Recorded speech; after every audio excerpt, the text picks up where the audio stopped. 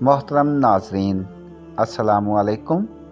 اپنے موضوع کی طرف بڑھنے سے پہلے ہمارے چینل ساتھ مستقیم کو سبسکرائب کر لیں اور ساتھ ہی گھنٹی کے بٹن کو دبا دیں تاکہ ہماری آنے والی ہر نئی ویڈیو آپ تک پہنچتی رہے۔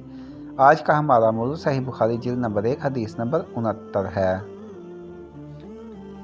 ہم سے محمد بن یوسف نے بیان کیا، انہیں سفیان نے اعمش سے خبر دی، وہ ابو وائل سے روایت کرتے ہیں، وہ عبداللہ بن مسعود رضی اللہ عنہما سے کہ رسول اللہ صلی اللہ علیہ وآلہ وسلم نے ہمیں نصیحت فرمانے کے لیے کچھ دن مقرر کر دیے تھے، اس ڈر سے کہ کہیں ہم کبیدہ خاطر نہ ہو جائیں۔